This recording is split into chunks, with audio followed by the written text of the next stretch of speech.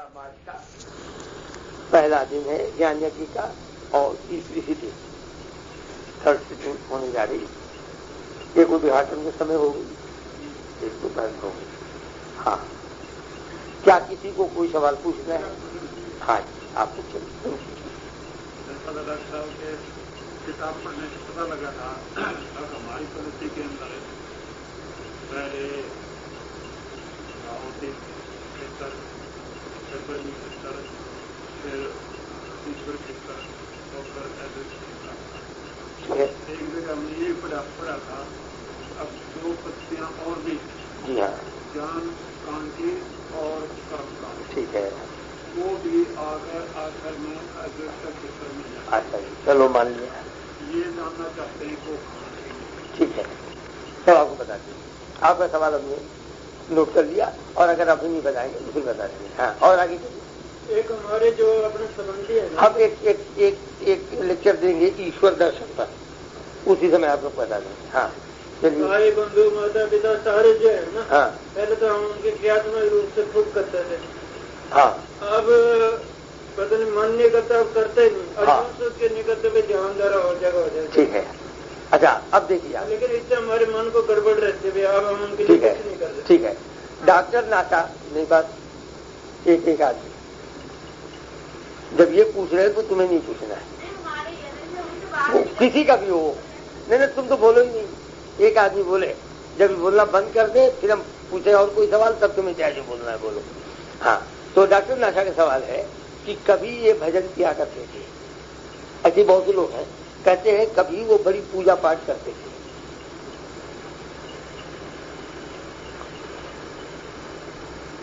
यहाँ एक साधक आए थे, दोपहर में थे, मिस्टर रमेश हमारे साथ में। तो वो यहाँ पर शायद एक्साइज डिपार्टमेंट में नहीं, कस्टम्स में सर्विस करते हैं। तो वो बता रहे थे कि 9 घंटे प्लस 2 घंटे करीब 11 घंटे की ड्यूटी, और ध्यान इतना करते करते करते करते करते करते अब 11 घंटे की ड्यूटी देना तो मेरे लिए संभव नहीं। सब एक ही तरकीब है कि मैं नौकरी से भी रहेंगे। इसी तरह यहाँ पर हिसार में डॉक्टर नाशा जानते हैं कि डॉक्टर सुबह का धीरे धीरे धीरे धीरे वहां बैठना मुश्किल हो गया अपने डिस्पेंसरी में, और डिस्पेंसरी बंद होने की नौबत आ गई। डॉक्टर नाशा का स्वयं चलो मान लिया कि इनका अपने आप नहीं छूटा, क्योंकि ये समझते हैं कि चश्मे की दुकान पे बैठने से ज्यादा अच्छा ध्यान पर है, इसे ध्यान पे समय देने लगे और वहां नहीं बैठते। अब आज सुबह मैं ये समझा रहा था, और आप सब लोग थे, कोई लोग तो अभी आ गए, सुबह ये समझा रहा था, सारे बच्चों का स्वभाव होता है खेलना। ये हम लोगों का बोध है, ज्ञान है। माँ बाप बच्चे को धीरे धीरे पढ़ाई की ओर मोड़ने की कोशिश करते हैं। बच्चा धीरे धीरे जो जो पढ़ना सीखता है, खेलना कम होने लगता है। उम्र बढ़ने के साथ जो जो पढ़ना सीखता है, खेल कम होने लगता है। बिल्कुल उसी फिलॉसफी को, इसी दर्शन को, इसी थ्योरी को आप यहाँ अप्लाई कर लीजिए। जितने भी बड़े हैं, 25 साल की उम्र हो गई, 30 साल की उम्र हो गई, 40 साल की उम्र हो गई, 50 साल की उम्र हो गई, तब ध्यान का रास्ता मिला। जागती हुई अवस्था में बैठ करके विश्राम करने का रास्ता मिला। इसके पहले उनकी कुछ न कुछ तो करने की जिंदगी है, भले आपकी चश्मे की दुकान हो, त्रिभुवन की डॉक्टरी की हो, आपके भजन कीर्तन करने की हो, या 2-4 और किसी तरह की बातें हो। धीरे धीरे क्या होगा, जो जो ध्यान में मन लगेगा, जो जो आंतरिक सुख पैदा होगा, करना कम होने लगेगा और आराम करने की टेंडेंसी बढ़ेगी। आराम करने की क्या कहेंगे भाई, टेंडेंसी, रुझान बढ़ने लगेगी और काम कम होने लगेगा। यही ईश्वर का रास्ता है। अच्छा, अब डॉक्टर नाथा एक बात और बीच में कहते हैं कि मेरे मन में कुछ बड़ा खराब लगता है, ये बड़ी अच्छी चीज है, इसकी छाप इनके ऊपर पड़ी है, बड़ी गहरी पड़ी है, बहुत दिनों से पहुंची रही है। भाई ये मंदिर गए, कितना कीर्तन किया, भजन किया, और क्यों किया? क्योंकि बड़ा अच्छा रास्ता है, यही भगवान का रास्ता है। तो ये रास्ता है, ये बड़ा ठीक रास्ता है, अच्छा रास्ता है, इसकी छाप तो आपके मन से है ना, लेकिन शंभुनाथ के मन से तो नहीं। तो जब ये रास्ता छूटेगा, ये संस्कार धीरे धीरे जो जो मिटेंगे, जिसके भी जिस तरह के भी संस्कार मिटते हैं, संस्कारों का मिटना केवल दुख देता है। संस्कारों का के मिटने के रास्ते पर केवल दुख मिलता है। छाप, मिटती हुई छाप आदमी को दुख ही देते हैं। जब छाप मिट जाती है, या जितनी भी मिट जाती है, मिटती हुई छाप के पीछे आनंद है, भगवान की शक्ति है। इसलिए जो जो आदमी बहुत सीनियर होने लगता है, साधक सीनियर होने लगता है, जो जो आत्मशक्ति बढ़ने लगती है, तो ये मिटना दुखदायी नहीं होता। तो परमहंस को तो कैंसर हो गया, अब अर्थ इसका एक ही निकला, अब वो ये कि शायद कैंसर का बीज उनके अंदर कहीं पड़ा था और कैंसर इस जन्म में हुआ, और बहुत ऊंचे साधक वो पिछले जन्म में हो चुके थे। तो चूंकि ऊंची साधक होने के बाद ये बीज निकला, इसलिए कैंसर की वो तकलीफ उनको नहीं हुई जो आज कैंसर के बीमारों की उन बीमारों को होती है जो आजकल हॉस्पिटल में मिलते हैं। महाराज ऋषि रमन को दमा हो गया, लेकिन मैं ये भी किससे सुनता हूँ कि 5-5, 6-6 घंटे वो लेक्चर दिया करते थे उसी अवस्था में। शायद दमा में उनको वो तकलीफ नहीं होती जो पंडित जी ने न मालूम कितनी बार अपनी जिंदगी में झेले। महाराज ऋषि रमन की अवस्था ऊंची थी, इनकी अवस्था नीची थी। जो जो आपकी अवस्था ऊंची होती जाएगी, तो निकलते हुए संस्कार आपको दुख देने लायक नहीं रहेंगे। लेकिन अवस्था तो डॉक्टर नाथ आपकी भी बहुत ऊंची नहीं है, इसलिए आपको कुछ खराब तो लगेगा ही लगेगा, अब कोई तकलीफ तो होगी, और कुछ मन में बसा रहता है। अगर किसी के दिमाग में ये है कि पूजा पाठ बड़ी अच्छी चीज थी जो छूट रहा है, तो ये उसके केवल पिछले इंप्रेशन के मिटने का ही तो प्रभाव हुआ ना। ये आपके सवाल का जवाब हुआ।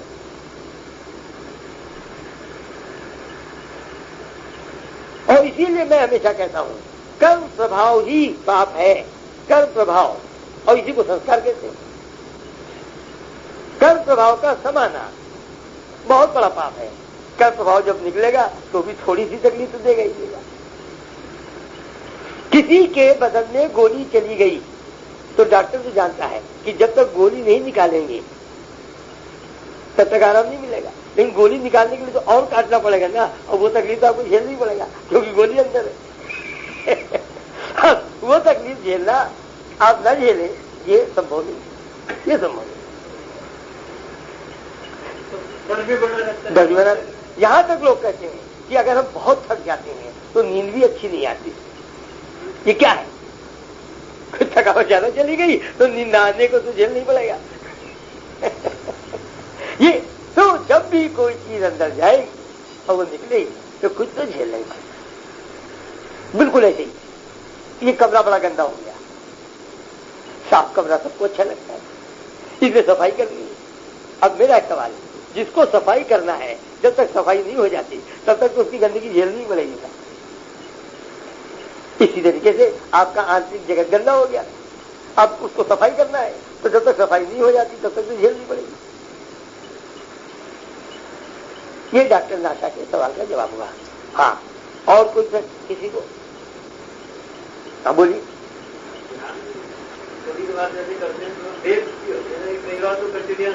महीने 2 महीने 3 बार बैठते रहो, हाँ ऐसा होता है कि एक बार ही बैठ पाते हैं, ऐसा क्यों होता है? हाँ, ध्यान अपने आप ही कम हो जाता है, अपने आप ही बढ़ जाता है। देखिए आपका सवाल ये है कि ध्यान का समय अपने आप बढ़ता है और अपने आप घटता है। समय भी और फ्रीक्वेंसी, समय भी और फ्रीक्वेंसी, माने एक दिन में कितने बार ध्यान करें। जैसे आपने भी यही कहा कि एक ही बार कर पाते हैं, 3 बार नहीं कर पाते। और कभी कभी ये भी होता है कि हम 1 घंटा नहीं बैठ पाते, आधी घंटा बैठ पाते, ये जवाब देना है। एक जवाब मोटा मोटा देते हैं, बाकी बहुत डिटेल में बताते हैं। ये ब्रह्म ज्ञान की शिक्षा का रास्ता है। क्या सारे स्टूडेंट्स को आप नहीं देखते कि कभी कभी पढ़ाई का समय बहुत बढ़ जाता है, जैसे इम्तिहान के समय, और कभी कभी खेल का समय बहुत बढ़ जाता है, पढ़ाई का बहुत गायब हो जाता है। और पूरे साल में भी ऐसा कई बार होता है। बीच में कभी बहन की शादी आ गई, कभी कहीं पिकनिक में जाना है, तो खेल तो छूट जाता है, पढ़ाई छूट जाती है। हाँ, पढ़ाई छूट जाती है और पिकनिक रह जाती है। बिल्कुल इसी प्रकार से ब्रह्म ज्ञान के रास्ते पे ब्रह्म ज्ञान की पढ़ाई भी कई बार छूटती है।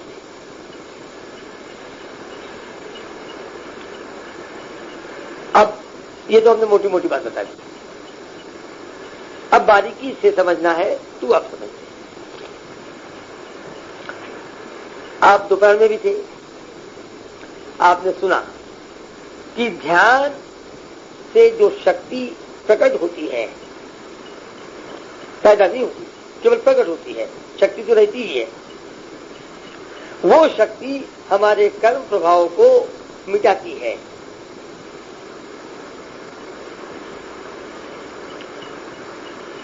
मिटाना माने जो पहले जमा है उसको उभारना। पहले उभरेगा तब निकलेगा, जब निकल जाएगा तो मिट जाएगा। यही तरीका तो उभारना। मान लिया 25 साल के कर्म प्रभाव पड़े हैं, तो आपकी शक्ल पहचानी हुई मुझे नहीं लगती, इसलिए अच्छा, लेकिन शायद रेगुलरली अटेंड नहीं किया कभी, इसीलिए आपकी शिक्षा में ये कमी है। अच्छा, नजदीक से आते हैं, अच्छा गुड़गांव से आते हैं, हाँ, लेकिन आजकल नहीं, आजकल फिर बंद है इनका, क्योंकि बहुत दिनों से गुड़गांव से ये आए नहीं है, वरना हम इनको पहचान लेते हैं। अच्छा, तो देखिए मैं क्या समझा रहा हूं। हमने बताया है, और ये लोग सब जानते हैं जो हमेशा रेगुलर है, लेट के आराम करना और बैठ के आराम करना। आराम करने की ये 2 आसन हैं। इन दोनों आसन के अपने गुण हैं। लेट के आराम करने का गुण ये है कि जो उभरे हुए संस्कार होते हैं, जो सतह पर हैं, वो बड़ी तेजी से निकलते हैं, लेकिन जो दबे हुए हैं वो उभरते नहीं। इसीलिए इसको ध्यान नहीं कहते। ध्यान का अर्थ है कि हमारे जन्म जन्मांतर के संस्कार उभारे जाए किसी तरीके से। तो बैठकर जागते हुए जब आराम करते हैं तो ये उभरते ज्यादा है, लेकिन निकलते धीरे धीरे। अब आप मेरी बात समझ लें। अच्छा, अब एक बात सुनिए। मान लिया उभर इतने गए कि ध्यान के उभर ज्यादा गए, और आप ध्यान के बाद लेटे भी नहीं, और उसके बाद क्रिया में आ गए, तो निकल तो नहीं पाए ना। अगर उभर गए और निकल नहीं पाए तो दोबारा ध्यान में मन नहीं लगेगा। ये समझने की बात। एक बात और हम बताते हैं, कुछ साधु तो जानते ही होंगे, कुछ को बताने से याद आ जाएगा। बीमारी का अर्थ है कुछ संस्कारों का उभर जाना। हर बीमार के कुछ पुराने अंदर जमा हुए कर्म प्रभाव उभर आते हैं। अगर नहीं उभरेगा तो बीमारी पैदा ही नहीं होती, कोई तरीका ही नहीं। इसीलिए मैं क्या कहता हूं कि या तो बीमार को ध्यान नहीं करना है या लेट के करना है। कम से कम बैठ के नहीं करना है। बीमारी, अच्छा, खासतौर से वो बीमारी जो हमें कुछ तकलीफ दे रही है, इसके माने ऑलरेडी इसमें संस्कार उभरे हुए हैं। जो उभरे हुए संस्कार के निकलने की गति हमारा शरीर बर्दाश्त करने लायक नहीं है, इसी को तकलीफ कहते हैं। अब हम उसको और तेजी से उभारे, जितना उभर चुका है उसके निकलने की गति ही शरीर नहीं बर्दाश्त कर पा रही है, तो और उभारना तो गलत हो गया था। एक हमारे बहुत ही समझिए बहुत ही सीरियस साधन को कई महीने हो सकता है 6 महीने के लिए हमने उनको ध्यान करने के लिए बड़ा स्ट्रिक्टली मना कर दिया। जब उनके पास बैठे तो साहब का जरा सा ध्यान करते, बड़ी उठक बैठक होने लग जाती है, ये होता है वो होता है। मैंने कहा ध्यान तो तुमको बिल्कुल कतई नहीं करना है, करना ही नहीं है, सोचना ही नहीं है कि ध्यान करना है, और कम से कम 6 महीने के लिए हमने ध्यान बंद करा दिया। ठीक है, उनकी कोई क्रॉनिक डिजीज उभर गई और हमने समझ लिया कि ये ध्यान की वजह से उभरी है। अब नतीजा क्या है? अगर वाकई ध्यान से उभरी है तो इसके पीछे बहुत बड़ी आत्मशक्ति जरूर होगी। क्यों? क्योंकि क्रॉनिक में बड़ा भयंकर घनापन संस्कारों का निकल रहा है, बड़ा भयंकर घनापन। तो जितना ज्यादा घनापन होगा उसके पीछे उतनी बड़ी शक्ति आ जाती। अभी कैसे पता चलेगा? ठीक है, अब धीरे धीरे उनको स्वस्थ हो जाने दो, उसके बाद जीवन में परिवर्तन जरूर आएगा। अगर ये निकलते हुए हैं तो आत्मशक्ति उभरेगी और ये आत्मशक्ति उनका पूरा जीवन ही बदल देगा। तो हमने देखा कि उनका पूरा जीवन ही बदल गया।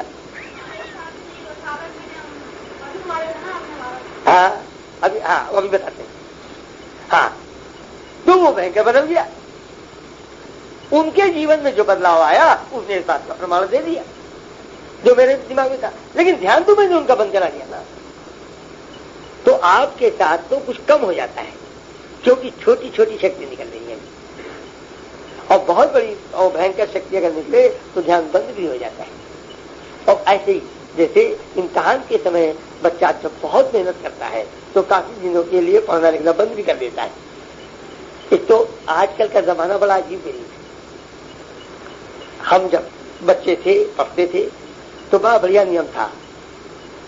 हम जानते थे हर साल अप्रैल में इम्तिहान शुरू होना है, मई के महीने में 2.5 महीने घर में छुट्टी होनी है।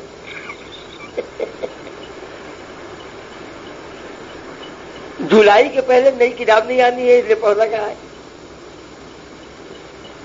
अब अजीब समाज के अंदर बदलाव आ गया।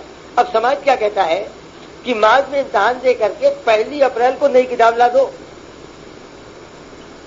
और इनका सेशन शुरू कर दो, उसके बाद गर्मी की छुट्टी देंगे 1 महीने की। लेकिन जब आपने नई किताब उसके सर पर लादी दिया तो छुट्टी कहा दिया? आप उसकी बात करिए जिसको पता ही नहीं कि मुझे पढ़ना क्या है। असली छुट्टी तो वो एंजॉय कर रहा है।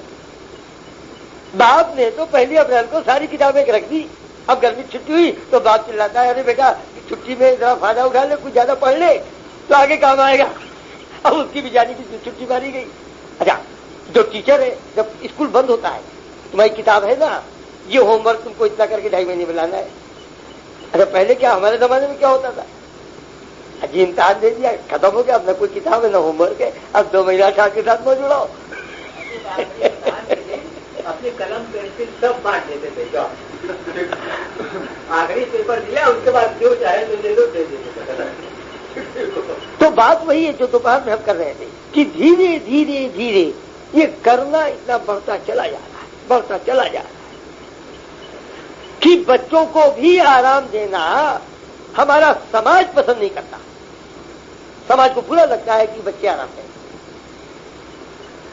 बड़ों की बात तो छोड़िए, अब बच्चों को भी आराम देना पसंद नहीं करता। वो गर्मी की छुट्टी में भी पढ़े, लू में भी पढ़े, उसमें भी पढ़े, हर वक्त अपना कुछ करते ही रहे, तब तो बड़े लोग खुश रहते, समाज बड़ा खुश रहता है।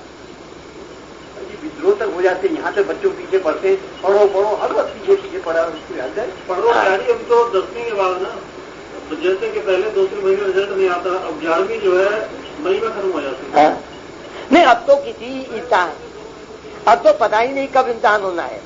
11वीं 12वीं तो ठीक है, यूनिवर्सिटी वगैरह में तो पता ही नहीं, कभी पूरा साल ही गायब हो जाता है, कभी 0 से 10 हो जाता है, कभी नवंबर में इम्तिहान होता है, कभी जुलाई में इम्तिहान होता है, कभी अगस्त में होता है। जितनी यूनिवर्सिटी है उनके अपने, हर यूनिवर्सिटी का अपना अलग टाइम है। और एक इम्तिहान देते हैं तो दूसरे इम्तिहान के बीच में 6 महीने तक पता ही नहीं चलता है कि एडमिशन भी होना है कि नहीं होना है। बड़ा टाइम वेस्ट होता है, सब होता है। हाँ, तो अब आपको अपने सवाल के जवाब मिल गया ना अच्छी तरह से। हाँ, अब तुम बोलो क्या पूछना चाहती हो। बीच में हम बिल्कुल पसंद नहीं करते ना, बीच में बोलना ही नहीं। अरे ये तो अभी कहा, लेकिन तुम बीच में पहले भी बोल गई थी। नहीं वो ना, बीच में नहीं। जब हम इनका सवाल जवाब दें, ये पूरा इनको दे रहे, इनको दे दे, फिर तुम बोलो जो बोलना है। हम, क्योंकि हमने तुमको बताया एक बात, हिसाब में समझाया था कि अगर तुम्हें कुछ पूछना है तो जरूर बोलो। हमने आज तक किसी को पूछने के लिए मना नहीं किया, लेकिन तुम्हें किसी को बताना नहीं है, ये पक्की बात है। इसे बताने के लिए तुम्हें नहीं बोलना है।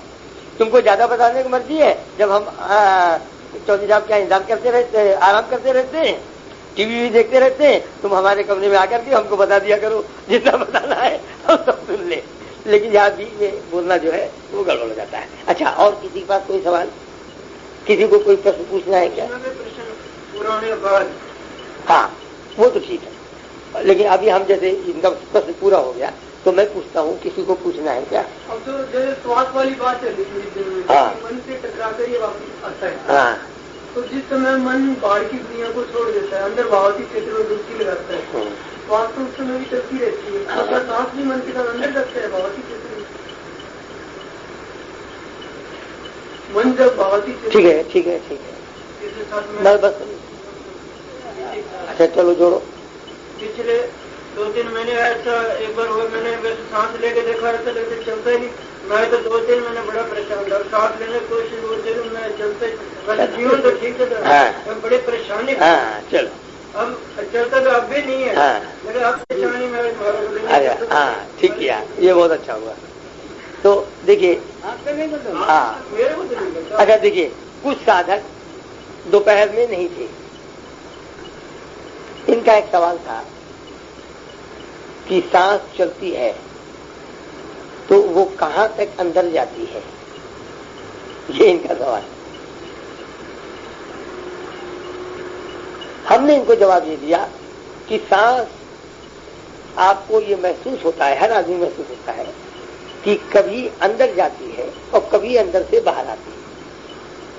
उसकी 2 दिशाएं होती हैं। जब अंदर जाती है तो हम ऑक्सीजन लेते हैं, अंदर जाती है, बाहर तब ऑक्सीजन लेते हैं। जब बाहर जाती है तो जो ऑक्सीजन लेते हैं वो ऑक्सीजन निकलती है कार्बन डाइऑक्साइड बन करके, और फिर इससे सत्संग काफी हुआ। लेकिन ये सांस कहाँ तक जाती है, इसका जवाब देना था, और जवाब ये था कि मन से टकरा के वापस आती है। ये दोबारा जवाब दे दिया। अब इन्होंने फिर इग्नोर कर दिया और ये कह दिया कि कभी मन बाहर की दुनिया, क्या भी सवाल तुम्हारा था? बाहर की दुनिया को जितना ध्यान के इसमें छोड़ देता है, भावती क्षेत्र में डुबकी, जब मन बाहर चला जाता है, भावती क्षेत्र में, ठीक है, तो क्या श्वास उसके साथ अंदर जाता है? राइट। अब देखिए, जब हम, अब इसको सवाल को हम बताते हैं, इनका पूछने की ढंग गलत है। सवाल ये होना चाहिए कि सांस की गति पर ध्यान का क्या प्रभाव है, यही सवाल है ना तुम्हारा?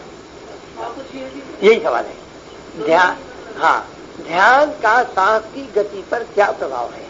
अब इसका मैं जवाब देता हूं। ध्यान क्या है? ध्यान, हमने आज तक कभी किसी को किसी राम के शब्द में या रूप में ध्यान लगाना नहीं सिखाया, मन को एकाग्र करना नहीं सिखाया, मैंने केवल आराम करना सिखाया। तो इनका सवाल तो सिर्फ ये हुआ कि आराम का सांस की गति पर क्या प्रभाव है, बस यही तो सवाल हुआ ना। तुम अच्छी तरह जानते हो कि अगर तुम दौड़ने लगो तो सांस पर क्या प्रभाव पड़ेगा, बस। अच्छा, अब देखिए, जब हम ध्यान पर बैठते हैं तो मन जितना गहरा चला जाएगा उतना गहरा आराम मिल गया ना। तो जितना गहरा आराम होगा तो सांस रुक जाएगी, जैसे डॉक्टर नासा कहते हैं। इनकी वाकई रुकी कि नहीं रुकी मैं नहीं जानता, बनता मैं कोई नहीं जानता, मैं केवल सिद्धांत की बात करता हूं। मन जितना ही गहरा जाएगा उतना ही सांस कम धीमी हो जाएगी। और समाधि का एक अर्थ ये भी है, अर्थ कई है, एक अर्थ ये भी है सांस का रुक जाना, सांस के रुक जाने को समाधि है, प्रैक्टिकली रुक जाता। लेकिन ये बहुत ऊंची समाधि की बात है। हम जो समाधि की परिभाषा बताते हैं वो तो कुछ और है। मैं तो सिर्फ इतना कहता हूं, आंतरिक सुख में डूब जाना, आंतरिक सुख मन को कैद कर ले, बस। यही समझिए, ये मैं बताता हूं। लेकिन वो दूसरी वाली परिभाषा भी है, लेकिन वो बहुत ऊंची महात्माओं की बात है। मैं तो केवल ये सिखाता हूं कि क्रियाओं के क्षेत्र में आप वो ताकत कैसे लाएं जो जीवन में दुख ना आने दे, और आत्मसुख जीवन में दुख नहीं आने देता। तो क्रियाओं के क्षेत्र में भी आत्मसुख प्रिय हो जाए, और आत्मसुख होगा तो मन को कैद तो करेगा।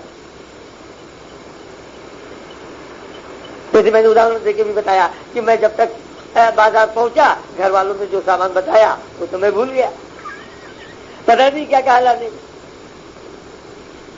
तो मेरी परिभाषा ये है, आत्म सुख में डूब जाना ही समाधि है। लेकिन एक परिभाषा ये भी है, सांस का रुक जाना ही समाधि है। सांस श्वास का रुक जाना ही समाधि है। तो हाँ, तब श्वास बड़ी धीमी होती है। जो जो श्वास धीमी होगी, जो जो आदमी की पूरे 24 घंटे धीमी श्वास में बीतने लगेंगे, त्यों त्यों उसके बदन को, उसकी बॉडी को ऑक्सीजन मिलना कम हो जाएगा। ध्यान के पहले उसकी एक खाने की मात्रा होती है।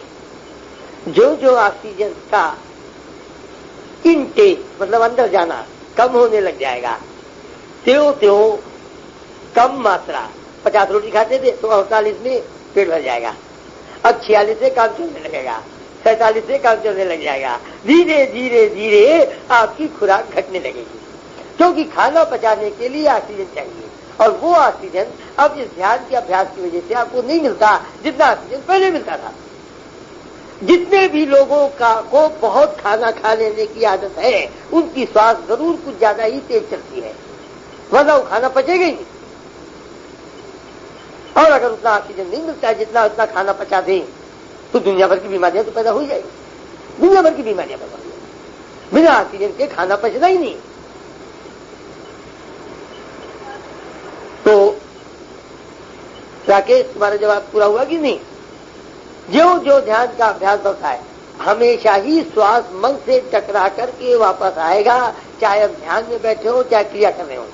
क्रिया के समय मन स्वयं क्रियाओं की दुनिया में है और वहीं से टकरा के वापस चला जाता है।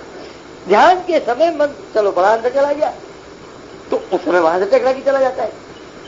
जितनी आराम की अवस्था में है उतनी श्वास धीमी होती है और श्वास की गति कम हो जाती है। जितना मन ऊपर की तरफ जाता है उतना ही श्वास की गति बढ़ जाती है। इसीलिए अगर आप देखें तो शायद कभी कभी ये भी महसूस होगा कि ध्यान के समय कभी कभी श्वास बड़ी धीमी हो जाती है, कभी श्वास की गति तेज हो जाती है। महर्षि महर्षि योगी के यहाँ जब ध्यान सिखाते हैं तो एक फॉर्म भरना पड़ता है। उस फॉर्म में ये सवाल भी लिखा है कि क्या आपने महसूस किया कि कभी श्वास की गति धीमी हो जाती, कभी तेज हो जाती है? लेकिन होता क्या है, जो हमको कमी दिखाई पड़ी वो ये, उनका कोर्स केवल 4 दिन का है और 4 दिन में सारे सवाल के जवाब चाहते हैं, और कभी कभी 4 दिन के अंदर इतनी महसूसियत की ताकत नहीं बढ़ती, इसलिए समय लगता है। अब वो आदमी फिर उल्टा सीधा मनमाना अपना आजकल पच्चू बिड़ा के जवाब तो देना है, फॉर्म तो आपको भरना पड़ेगा। फॉर्म नहीं भरना भाई कंपल्सन है, जब कंपल्सन है भरनेंगे तो कुछ न कुछ उल्टा सीधा लिख देते। ये जरा सा आपको कुछ ठीक नहीं लगा उसके। सिस्टम बिल्कुल ठीक है, उसमें कोई शक नहीं है, लेकिन 4 दिन में आदमी के अंदर कितना बदलाव आया ये हर आदमी महसूस नहीं करता। तो ये तुम्हारा सवाल पूरा हुआ। हाँ, और कोई प्रश्न किसी का? ध्यान में बैठे वक्त जब एहसास हो रहा है कि सांस आ रहा है जा रहा है, तो इसका मतलब उस वक्त या तो ध्यान लगा नहीं है या ये कि वो ध्यान गहरा नहीं लगा है उस वक्त, और जब तक कि ये एहसास रहेगा कि हाँ सांस आ रहा है जा रहा है तब तक इसका मतलब ध्यान नहीं लगा दी। ये देखिए 2 तरह के लोग हैं। चौधरी साहब का सवाल सुनिए। चौधरी साहब का सवाल ये है, इनका पूछना ये है कि अगर हमको महसूस हो रहा है कि श्वास आ रही है और जा रही है, तो क्या इसका अर्थ ये हुआ कि ध्यान नहीं लगा है? मैं अभी जवाब दे चुका हूं कि ध्यान तो बड़ी छोटी चीज है। अगर क्रियाओं की दुनिया में ऐसा महसूस हो कि मन का आंतरिक सुख क्रिया में बाधा डाल रहा है, तो भी हम कहेंगे ध्यान लगाओ। लेकिन अगर जब हम क्रिया कर रहे हैं, जैसे हम सिनेमा देख रहे हैं और हमको लग रहा है कि आंतरिक सुख हमको सिनेमा नहीं देखने दे रहा है, और हमसे तो हम क्या करते हैं, आंख बंद करके केवल आवाज सुन करके काम चलाते हैं। तो हम तो यही कहेंगे ध्यान तो लगा हुआ है। गुप्ता जी ने किताब लिखी, हमको प्रेजेंट कर दी, मैं इसी 2 अप्रैल को चला इनके यहाँ से। अब इन्होंने लिखी है तो पढ़नी तो थी। अब दिक्कत ये भी है कि पढ़ भी मैं नहीं सकता, तो मैं इतना पढ़ता था तो ध्यान लग गया। अब ध्यान लग गया, ध्यान में चले गए, चलो लेट गए, ले चले तो ध्यान में, थोड़ी देर बाद उठे तो फिर आता है याद है तो फिर थोड़ा सा पढ़ा, अब पढ़ते ही ध्यान लग जाता है। क्रिया से ध्यान लगने लग गया हमको। तो क्रिया के समय चौधरी साहब सब महसूस तुमको होता ही, आप समझ आए ना। ध्यान का केवल अर्थ है कि मन गलत, बस यही गलत है, यही गलत है। मान लिया कि एक क्षण के लिए बोध नहीं है, मान लेते हैं, तो आपको कैसे पता चला कि बोध नहीं है? हाँ तो फिर क्या, लेकिन मैंने आपको जिंदगी में कोई पता ही नहीं लगेगा कि ध्यान हुआ। आपकी बात मानते चलते हैं कि बोध तो हो ही नहीं सकता है कि नहीं? जब सारे बोध गायब हो गए किसके रिजल्ट से, तो लेकिन उस रिजल्ट के साथ साथ बाकी बोध तो रहेगा ना। लिहाजा हो सकता है जब इनको लगता है कि सांस चल रही है, इनका यही सवाल है ना कि अगर सांस चल रही तो शायद ध्यान नहीं लगा। हो सकता है जब सांस चल रही थी बीच में ध्यान लग गया, और फिर जब ध्यान वापस आया तो फिर इन्होंने देखा सांस लग रही है, तो इनको यही लगा कि हमारी सांस चल रही है, लगती है।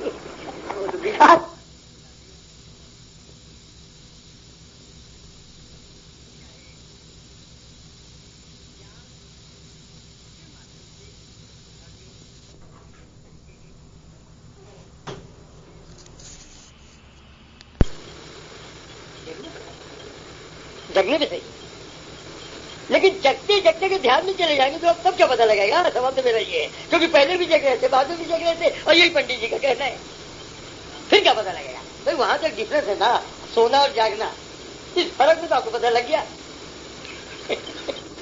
लेकिन पहले भी जग रहे थे, बाद में भी जग रहे थे, पता क्या लगना आपको? आए लग गया। हाँ, इनका सवाल नहीं समझे, जवाब नहीं समझा। सवाल समझ गए? सवाल समझे ना? अच्छा, अब मैं आपसे पूछ रहा हूं। इनका कहना है कि ध्यान तो हम उस समय मानते हैं जब हमारा सारा बोध गायब हो जाए। नहीं समझे? समझ गए ना? अब मेरा कहना ये है कि हमें कुछ बोध हो रहा है कि सांस चल रहा है, और इसी बीच में बोध गायब हो गया। अच्छा, फिर बोध हुआ, जब बोध था तो भी सांस चल रहा था, जब बोध दोबारा हुआ तो भी सांस चल रहा था, बीच में बोध गायब हुआ। जो गायब हुआ वो आपको पता ही नहीं चला, तो आपको कैसे पता चला कि हमारा ध्यान लगा? अभी नहीं समझे आप? आप नहीं समझे। देखिए, हम राम राम जप रहे हैं, राम नाम जपते जपते राम छूट गया। क्यों छूट गया? क्योंकि हम चले गए भगवान के यहाँ। जब लौट के आए तो राम तो नहीं चल रहा है ना, तो समझ में आएगी भाई राम छूटा। तो लेकिन अगर लौट के आए फिर राम अपने आप चलने लगे तो कैसे पता चलेगा? फिर तो नहीं पता चलेगा, बीच वाला समय का पता ही नहीं चलेगा। अच्छा, तो राम तो दूसरी बात है, राम का कहना, लेकिन श्वास में इनका करना तो नहीं है ना, तो वो तो चलते ही रहेगा। तो कैसे बीच वाले का इनको पता ही नहीं लगेगा। तो इसीलिए मैंने ये कहा कि श्वास चल रहा है और लगातार चल रहा था, इसका अर्थ ये नहीं कि आपका ध्यान नहीं लगा। अब बात समझ में आ गई? ठीक है, हाँ, अब हो गया सारे सवाल। हाँ, एक सवाल आप करिए। अच्छा, आप भी बोलिए। अभी आपने कहा था वो कस्टम वाले आए थे, तो उन्होंने कहा कि अब मैं 11 घंटे ड्यूटी नहीं दे सकता। ठीक है, तो उसको फिर क्या करना चाहिए आपके हिसाब से? मेरे हिसाब से हमने जो लोगों को सिखाया हुआ है कि जो जो ध्यान का समय बढ़े, जो छूटता है छूटने दो, जो छूटता है छूटने दो। जो आत्मशक्ति उभरेगी, इस समय जो संस्कार बचे हैं उनके आधार पर कुछ नया आपसे करा लेगी। आपको तय नहीं करना है क्या करना है। मेरा नॉन वेज का लगभग 20 और 60 साल पुराना होटल बंद होकर के वेजिटेरियन हो गया। तो मैं मजबूर था, क्योंकि मैंने कुछ नहीं किया। एक आदमी ने कहा कि होटल तुम्हें नहीं हमें चलाना है। हमने कहा तुम चलाओ। अब उसने कहा कि मैं तो नॉन वेज चला नहीं सकता, मुझको तो वेजिटेरियन चलाना है। तो या तो मुझको होटल ना दे या फिर वेजिटेरियन चलने दे। तो ने कहा अच्छा वेजिटेरियन चला। धीरे धीरे होटल बिक गया। बिक गया थी मैं क्या करता। अच्छा, अब आगे चले। अब ये तो ब्रह्मा ने परिस्थितियां क्रिएट किया ना, बनाया ना, कि मेरे चाचा जी ने कहा कि तुम हमारे साथ घूमो, हमारे साधकों को ध्यान सिखाओ।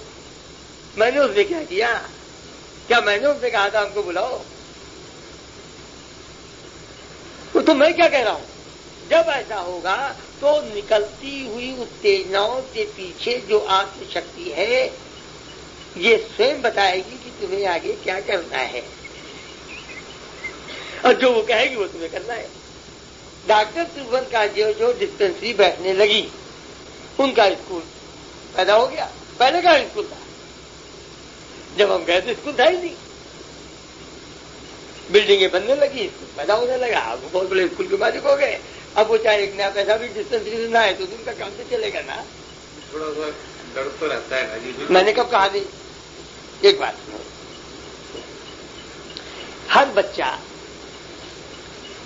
लगभग 5 साल से लेकर 25 साल के बीच में किसी न किसी क्लास में स्कूल में है।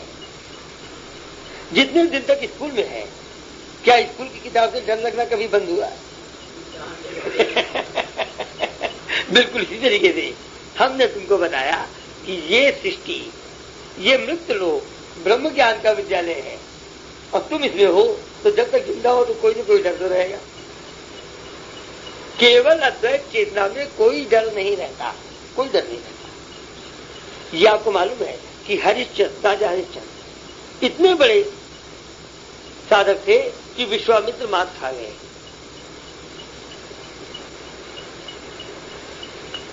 लेकिन ये डर तो उनको भी था कि पता नहीं क्या होगा। तो उन्होंने कहा हे ईश्वर, तेरी यही मर्जी है कि मैं अपने बच्चे के सर पे हारी चला दूं, तो लोगों को चला ही देता हूं। लेकिन क्या उनको पता था कि कुछ विश्वामित्र मुझसे पिघलने वाले हैं? क्या उनको पता था क्या? और अगर नहीं पता था तो कुछ डर तो जरूर रहा होगा। बहुत ऊंची अवस्था में जाकर के छोटे छोटे डर लगने बंद हो गए भाई। कुछ लोग बड़ा डर आ गया, छोटे डर हट गया तो बड़ा डर आ गया। भाई जो विद्यार्थी ऊंचे क्लास का है उसको बड़े क्लास के सवाल के डर आ गए। अब छोटे क्लास के सवाल तो खत्म हो गए ना। डर में पतन भी हो सकता है ना, कभी नहीं होगा। लेकिन एक कंडीशन है, केवल उत्थान के रास्ते का डर पतन नहीं लाता। माइंड का प्रयोग ना, उत्थान माइंड तो प्रयोग करो हमेशा। मेडिटेशन अगर जुड़ा रहेगा तो पतन नहीं आएगा, ये मेरा कहना है।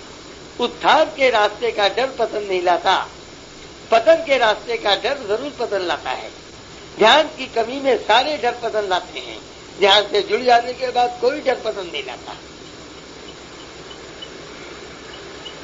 लेकिन यहाँ इतने लोग बैठे हैं, कोई एक आदमी तो हाथ उठा के कहे कि सारे डर उसके खत्म हो गए, और अगर किसी भी नहीं खत्म हुए तो तुम्हारे क्यों खत्म हो जाए? तुम्हारे क्यों खत्म हो जाए? नहीं, खत्म तो नहीं। अगर तुम्हारे खत्म हो जाते तो तुम ये सवाल ही नहीं करते। नहीं, डर तो तुमको भी है, ये तो हमको मालूम है। हाँ, डर सबको है अगर, तो तुमको भी है। है तो पंडित जी ने बताया तो कि छोटे छोटे डर तो गायब हो गए ना, अब बड़े डर बचे तो धीरे धीरे गायब तो हो रहे। उसमें परीक्षा नहीं होगी जी फिर। बस यही तो परीक्षा है। जब हम देखते हैं कि डर तो लगता है, लेकिन जो डर रहता है वो होता कभी नहीं, तो परीक्षा में आप पास हो गए। नहीं, एक वो तो है ही है, पंडित जी ठीक कहते हैं, लेकिन एक बात और है, जैसे फेल होने का डर तो है, लेकिन फेल हुए नहीं। बच्चे को नौकरी न मिलने का डर तो है, लेकिन बच्चे को नौकरी मिल तो गई। लड़की की शादी न होने का डर तो है, लेकिन शादी हो तो गई। लड़की की पता नहीं अच्छी शादी हो या ना हो, ये डर तो था, लेकिन अच्छी शादी हो तो गई। परिणाम अच्छा हुआ। परिणाम यही बताएगा आपका, और यही धीरे धीरे धीरे धीरे धीरे धीरे ये सारे डर खत्म कर देता है।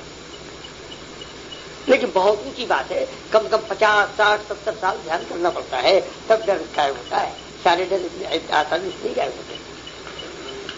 इतनी हाँ बोलिए, आप बोले भले। अच्छा, इन्होंने कहा डर से घबराना बहुत पहले ही बंद हो जाता है, डर बाद में बंद होता है। ये बात ठीक कह रहे हैं। हाँ वही मैं कह रहा था, कापड़ा बंद हो जाता है। हाँ, चलो जी, भाषा अलग हो गई, बात नहीं। हाँ, और कोई सवाल? हाँ आप बोलिए। आप तो भूल गए क्या पूछना था। यही तो श्रीवन की परेशानी होती है। जब फिर याद आएगा था।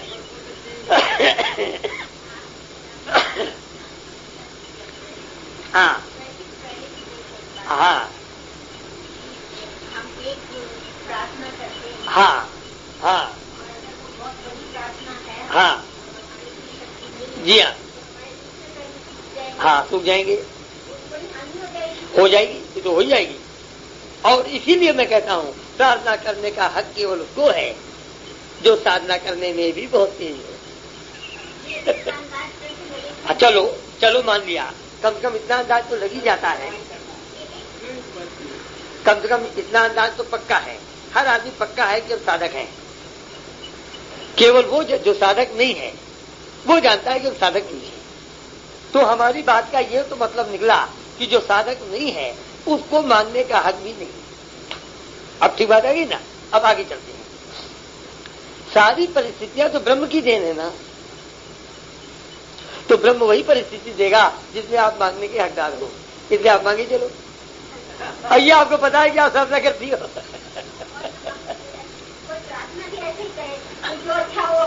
हाँ ठीक बात है, ये भी ठीक बात है, ये भी ठीक बात है। अगर देखिए, लेकिन हर साधक का मन तो नहीं मानता इसे। कुछ साधक ऐसे मिलेंगे जो कहेंगे हे भगवान तुमको अच्छा लगे न लगे मुझे यही अच्छा लगता है। तो कुछ ऐसे भी मिलेंगे साधक, कुछ ऐसे भी होंगे, कुछ आपकी तरह भी होंगे। अच्छा तो यही है कि हे ईश्वर वही करो जो अच्छा है। अब यहां पर मैं एक सवाल और पूछ लेता हूं। अगर हम किसी से कहें कि इस कमरे की रोशनी के माध्यम से अंधेरा करने का तरीका बताओ, तो कौन हमको बताएगा? है? रोशनी की मदद से है? हाँ, आंखें बंद कर लो तो रोशनी नहीं गई, रोशनी से अंधेरा नहीं पैदा हुआ, केवल रोशनी आपको दिखाई नहीं पड़ रही है। ना गलत है, बिल्कुल गलत है। रोशनी की मदद से इस कमरे में अंधेरा पैदा करना है, ये मेरा सवाल है। असंभव है। अगर यह संभव है तो ईश्वर से प्रार्थना करके कुछ गलत करना भी असंभव है। लेकिन केवल हमारे ध्यान के रास्ते पर, बाकी तांत्रिक रास्ते तंत्र मंत्र तीन बताते हैं। नरेंद्र क्या बताते हैं? तंत्र मंत्र और क्या बताते हैं? यंत्र मंत्र तंत्र तीन बताते हैं। बाकी रास्तों पे उल्टा भी होता है, बिल्कुल उल्टा होता है।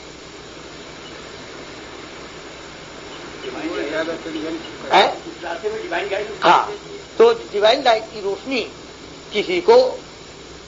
किसी को दुख देने में मदद नहीं करती।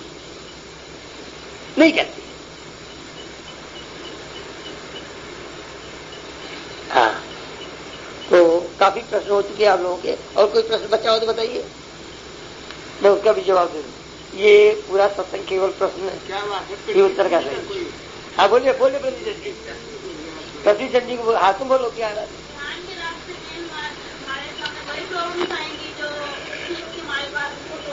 ना पढ़ाई के रास्ते पे क्या तुमको वही सवाल मिलेंगे जो तुम सॉल्व कर सकती हो?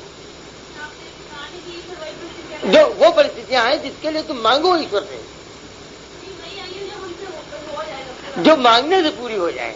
हाँ, लेकिन ये तो हो सकता है, लेकिन जब भाभी जी ने अभी समझाया दो बातें हैं, मांगने से पूरी हो जाए और मांगना कल्याणकारी भी हो तो हो जाएगा। अगर तुम मांग ही उल्टा रही हो तो मैं जवाब देता हूँ। क्या बच्चा छोटा नहीं कहता कि मैं तो मोमबत्ती के लौ में अपना हाथ डालूंगा और मेरा हाथ भी न जले, यही बच्चा चाहता है। तो क्या माँ बाप उसके अलाउ कर देगा? ऐसे ही कभी कभी हम ऐसा ही कुछ मांगते हैं और इसीलिए ईश्वर हमको देता नहीं। क्यों? क्योंकि वो वही बात हो गई कि इस रोशनी की मदद से अंधेरा पैदा करना, तो वो नहीं होता, वो काम नहीं होते। हमको थोड़ा सा दुख हो जाता है। ये तो मुझे बहुत अच्छी तरह मालूम है कि जब हमारा एमएससी में डिवीजन खराब हुआ तो बुरा तो लगे होगा, लेकिन तब हमको कहाँ पता था कि हमको ये जीवन मिलने वाला है। अगर बचपन से पता होता तो मैं सोचता मारो को इम्तिहान देने की जरूरत नहीं है खराब नंबर मिले चाहे अच्छे, क्या फर्क पड़ता है? तो इसीलिए आदमी त्रिकालदर्शी नहीं है। त्रिकालदर्शी ना होने की वजह से वो कल का दुख आज नहीं मिलता उसको, और कल का सुख भी आज नहीं मिलता।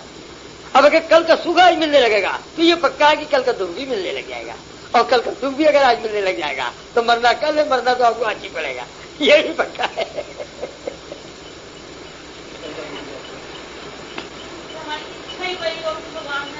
वो धीरे धीरे जितना ही आपका मन ट्यून्ड हो जाएगा भगवान से, फिर इच्छा उसी तरह की होगी। अगर इच्छाएं पहले ही है तो उन इच्छाओं के निकलती हुई इच्छाओं के पीछे वो शक्ति है वहां पर।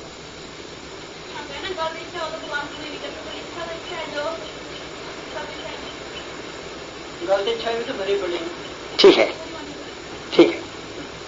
अब आप मेरी जवाब सुनो।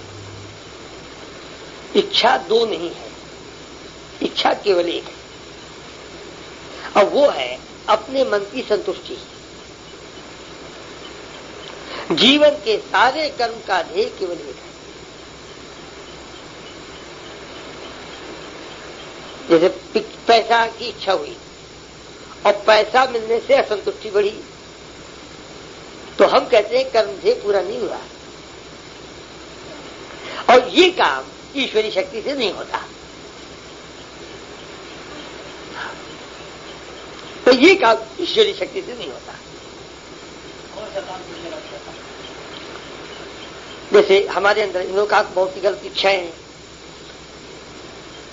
तो हम कहते हैं गलत और सही तो समाज कहते हैं ना। आदमी के समाज में एक लड़की को, जवान लड़की को छेड़ना बड़ा गलत काम है, लेकिन पशु के समाज में तो गलत नहीं।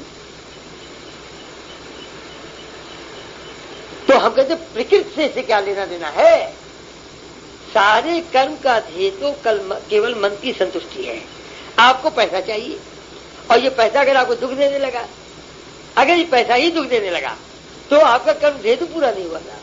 जो पैसा मांग रहा है वो केवल उस पैसे को मांग रहा है जो संतुष्टि दे। आत्मशक्ति की कमी में आपको वो पैसा मिल सकता है जो आपका चैन छीन ले। इसीलिए कहते हैं कि आत्मधन वो धन है जिसमें नींद खरीदने की ताकत है। पैसा वो धन है जिसमें केवल बिस्तर खरीदने की ताकत है।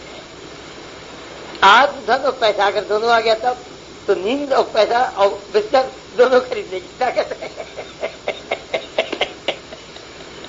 दोनों खरीदने की ताकत है। तो राजा जनक के पास पैसे की कमी नहीं थी। ये त्रेता युग का उदाहरण हुआ। हरिश्चंद्र के पास भी पैसे की कमी नहीं थी। ये सतयुग का उदाहरण हुआ।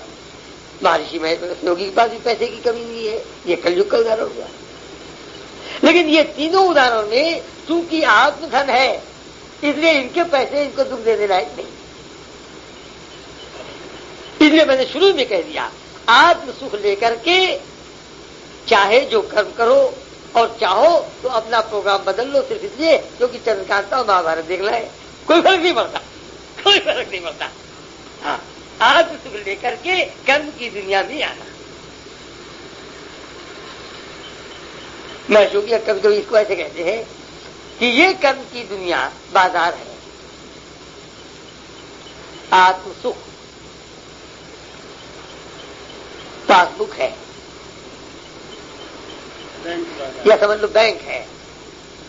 अगर आत्म सुख के साथ आप वहां पर चले गए कर्म की दुनिया में, क्रिया की दुनिया में, तो ऐसे समझ लीजिए कि पूरा बैंक लेकर के आप बाजार में चले गए।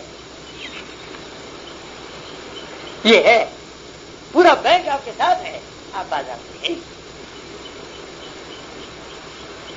आत्मसुख तो कैश है, यूं भी कह सकते हैं आत्मसुख तो कैश है, ये वो फैक्ट है कि ये कैश है, आत्म सुख कैश है, लाई बैंक से। खैर वो ये कहते नहीं है जो मैं कह रहा हूं, ये एक्चुअली मैं कह रहा हूं, वो तो ये कहते हैं, उन्होंने ये कहा है कि वो बैंक है और 5 मिनट बैंक में रहो और 12 घंटे बाजार में रहो। वो तो ये कहते हैं, ये बहुत ऊंची बात कहते हैं, मैं मेरी हिम्मत नहीं पड़ती कहने की। 5 मिनट बैंक में रहो, 5 मिनट मतलब 20 मिनट का ध्यान कर लो, फिर 20 घंटे बाजार में रह लो। चलो 20 घंटे छोड़ो, 8 ही 10 घंटे रह लो, दिन 2 बार कहते हैं ना। तो कहते हैं 20 मिनट ध्यान करो, फिर 4-6-8 घंटे बाजार में रहो, फिर 20 मिनट ध्यान करो, फिर 6 घंटे 8 घंटे बाजार में रहो। वो ऐसे बोलते हैं। बैंक जाते रहो जिससे कि बैंक का रास्ता न भूले और पैसा भी मिलता रहे, उसके बाद आप बाजार आते रहो। बैंक जाना और बाजार आना, अगर बाजार आना ही नहीं है तो बैंक जाके ही क्या करेगी। अच्छा, बाजार का अर्थ देखिए, समझने की कोशिश कीजिए। बाजार का अर्थ है बाजार दुखदायी न हो, उस बैंक जाना है जहां से लौट के बाजार दुखदायी न हो, यही वो कह रहे हैं। और यही मैं कह रहा हूं, ध्यान के बारे का शक्ति लेके आप क्रियाओं के क्षेत्र में आओगे तो क्रिया तुम्हें दुख नहीं दे पाएगी। वही बात मैं कह देता हूं। मेरे बिल्कुल वर्ड अलग है, शब्द अलग है, मेरी अनुभूति अलग है, मेरा एक्सप्रेशन अलग है। कभी कभी कुछ हमने उनकी भी किताबें पढ़ी है, लिहाजा उनके शब्द भी हम देखते हैं कि हमारी बातों से मिलते हैं, तो पहले कमाई करो फिर खर्च करो। हाँ, कमाई करो तो खर्च करो, और खर्च करने का हक केवल उसको ज्यादा है जो कमासुख है, और जिसको कमाना ही नहीं आता उसे खर्च करने का भी हक नहीं है। अच्छा भाई, टाइम हो गया, 8:30 बज गया। चलिए, सारा समय आपके सवाल जवाब में बीत गया।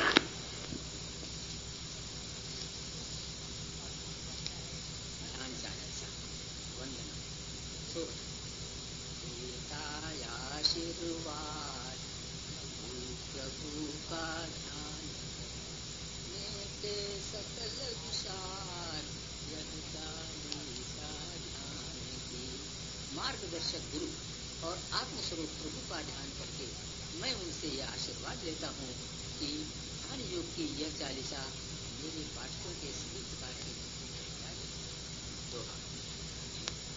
पूर्ति शक्ति है वह सर्वज्ञ बिन मांगे ही देत है काम धर्म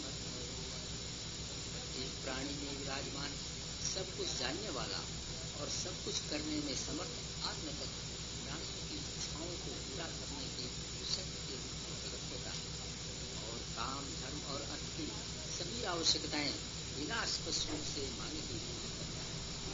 जो इच्छा कर हो जीवात्मा का उत्थान हो रहा है तो साधना ठीक चल रही है, यदि जीवात्मा का उत्थान ठीक नहीं हो रहा है तो साधना ठीक नहीं हो रही है। जीवात्मा का उत्थान हो रहा है, इसका केवल एक ही अर्थ है, और वो ये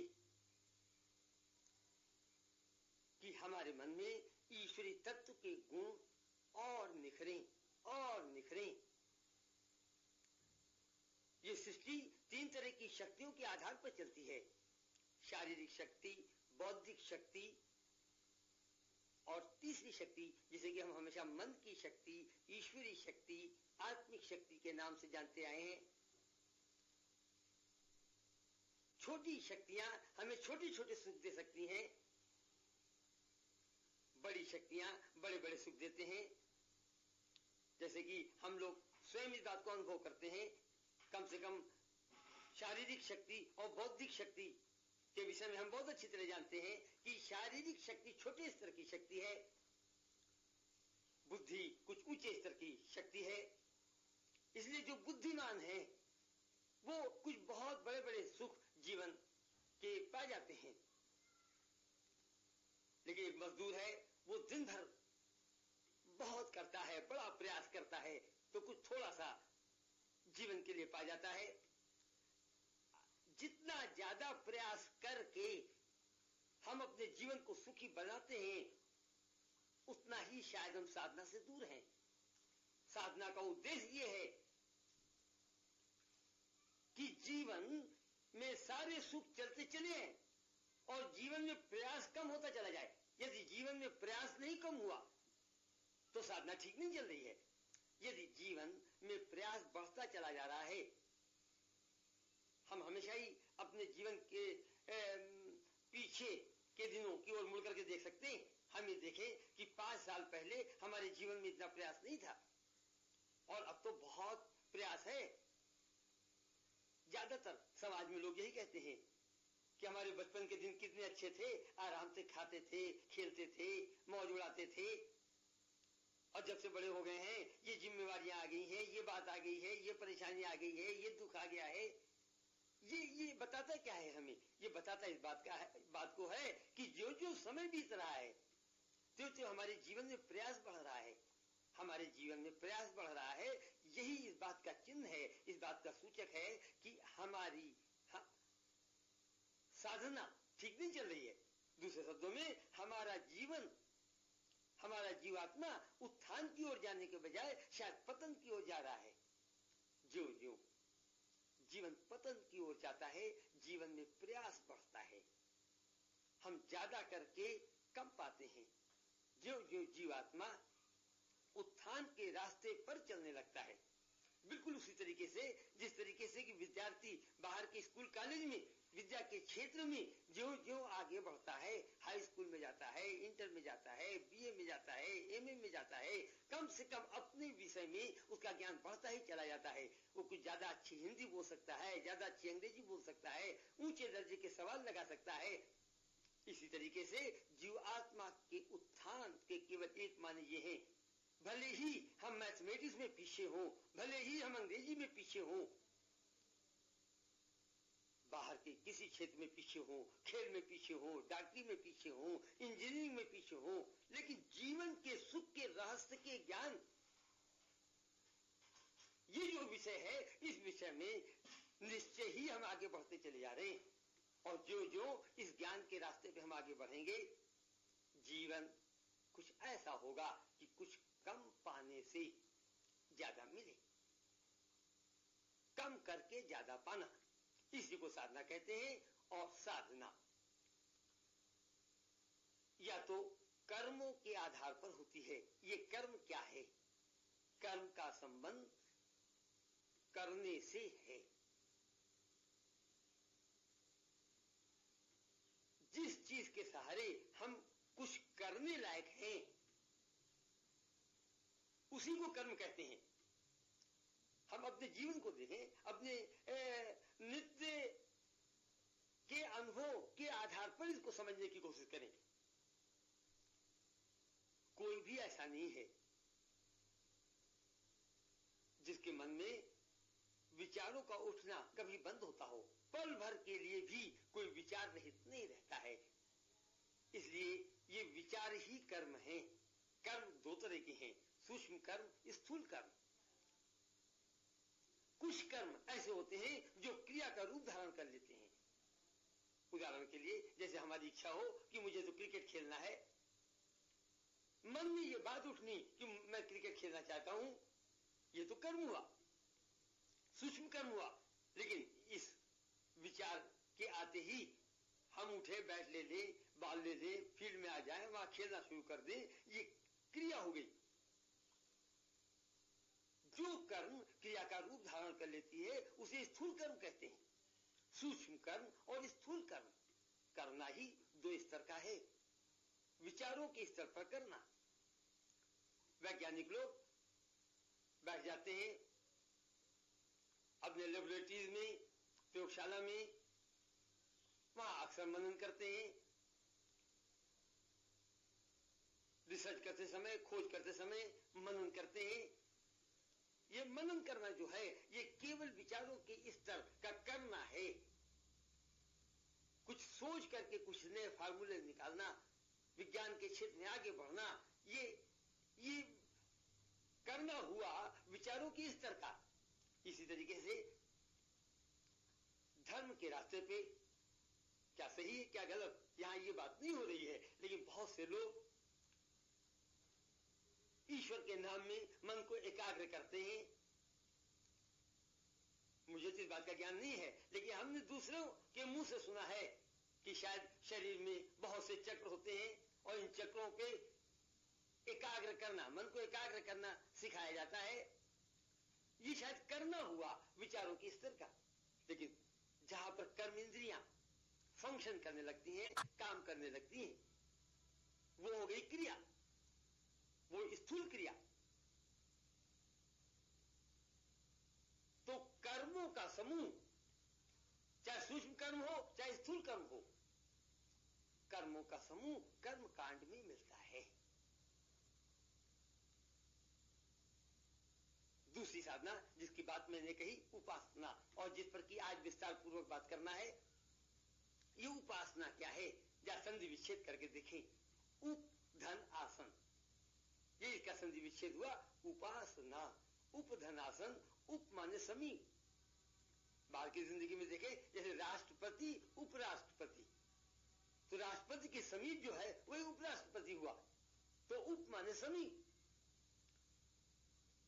आसन माने स्थान,